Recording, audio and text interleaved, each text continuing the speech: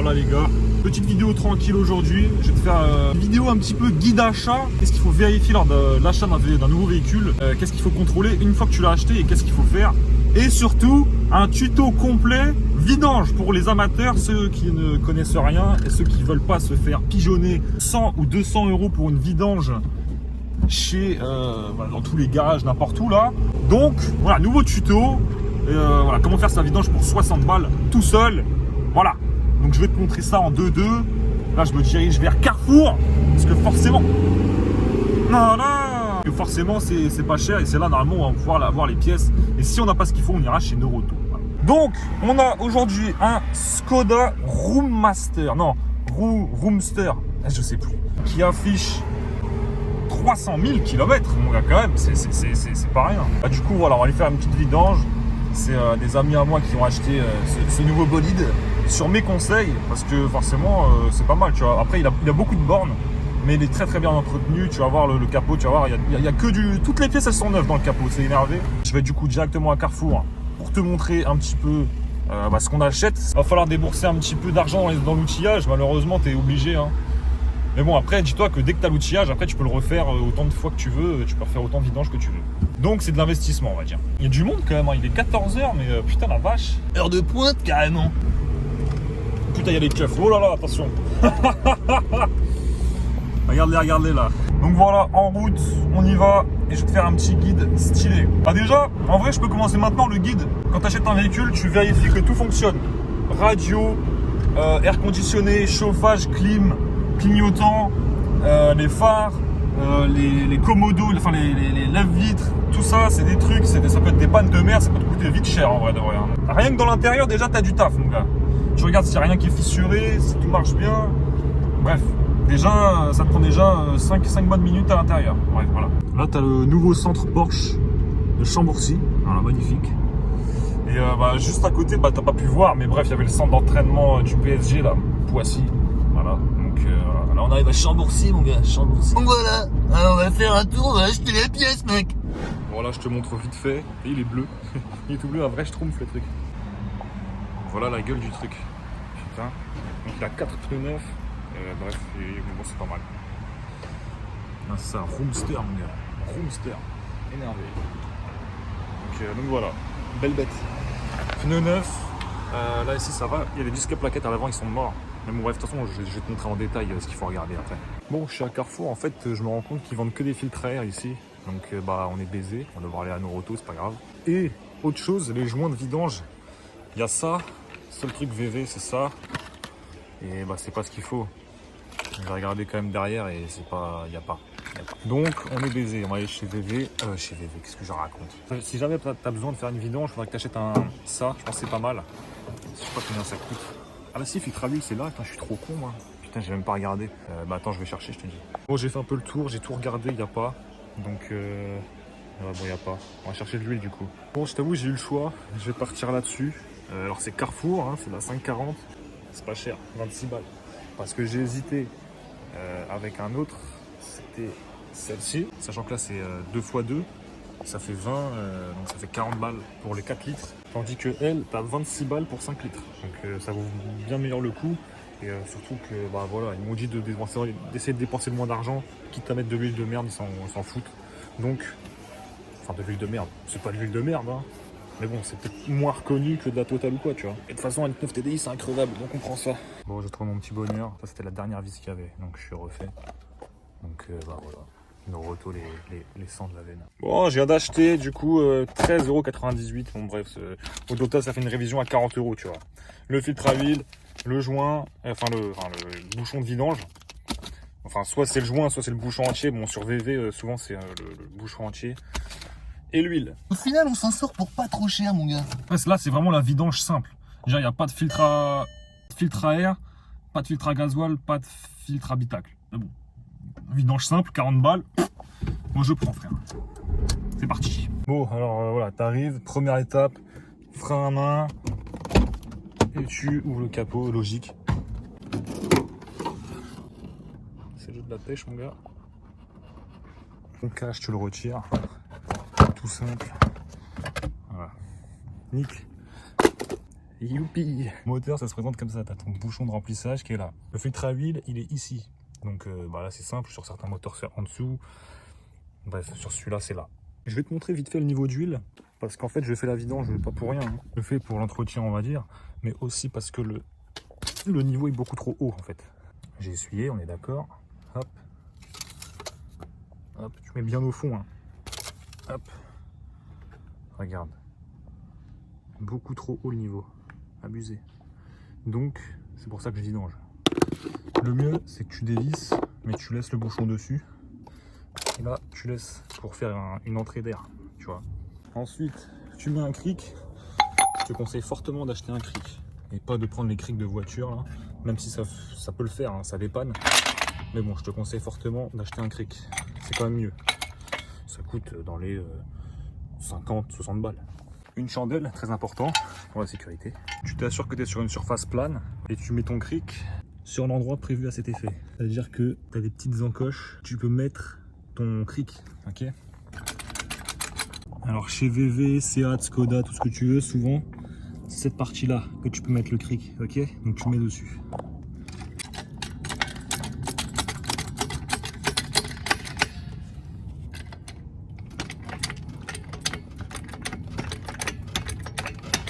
Bon, une fois que c'est levé, mon gars, on va mettre sur le berceau, sur le triangle, ok.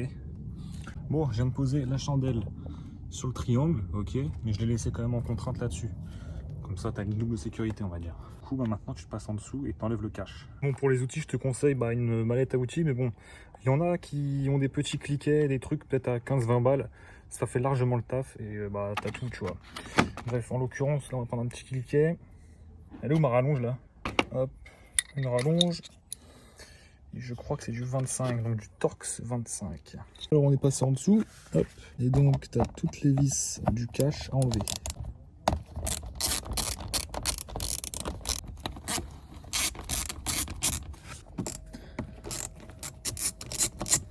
Bon, je te montre pas ça, c'est simple, et ensuite tu enlèves la plaque.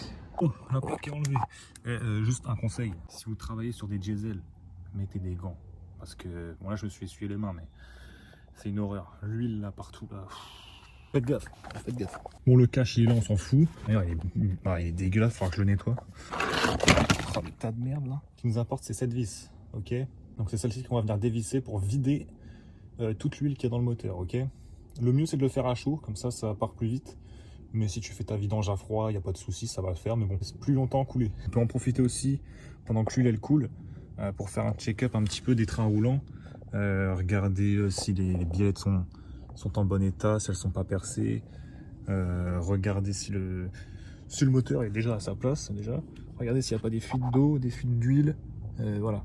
Regardez un petit peu tout ça, c'est très simple. Voilà, tu regardes un petit peu l'état des disques et des plaquettes. Tu vois qu'à l'avant c'est un peu mangé. Tu vois, je te fais un petit zoom.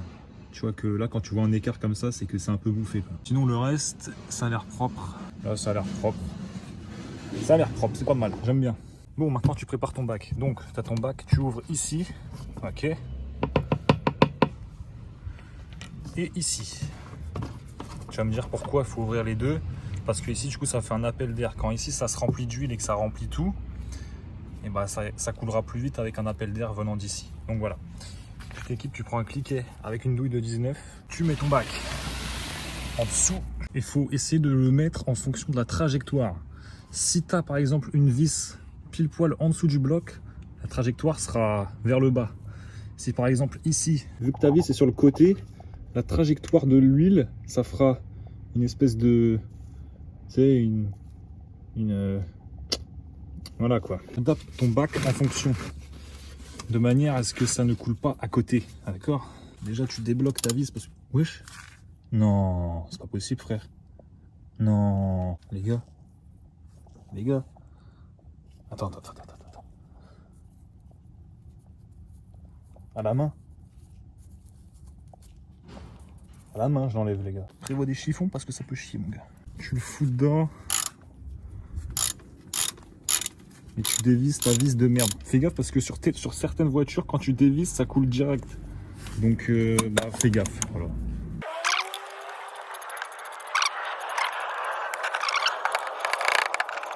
Limite, on dirait il tourne sur lui-même le filetage.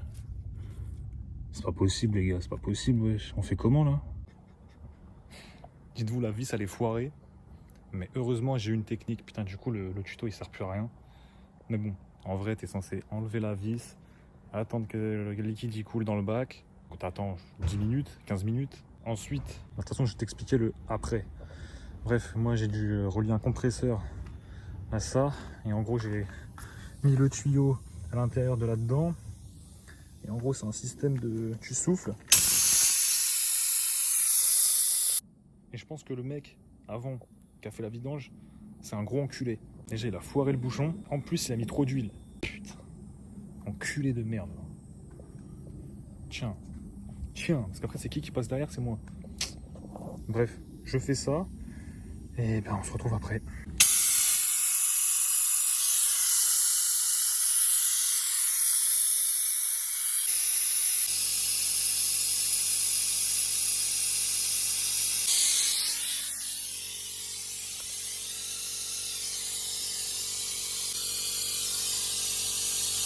Il y a du bruit là, j'ai pu bloquer le loquet, donc comme ça je peux m'éloigner un peu. Là j'ai rempli quasiment 2 litres, 1,5 litre. Ça m'a pris déjà 10-15 minutes, donc trop cool, c'est long, mais ça va le faire.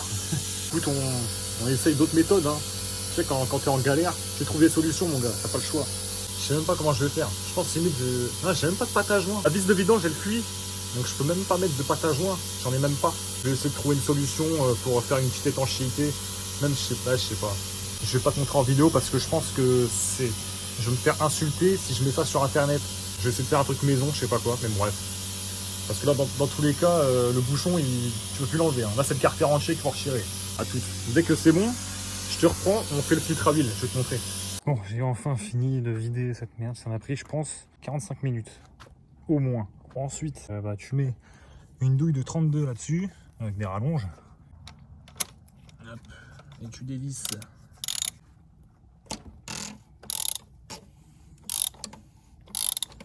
Fais gaffe, ça peut peut-être couler un petit peu d'huile si tu l'enlèves. Donc bah fais gaffe.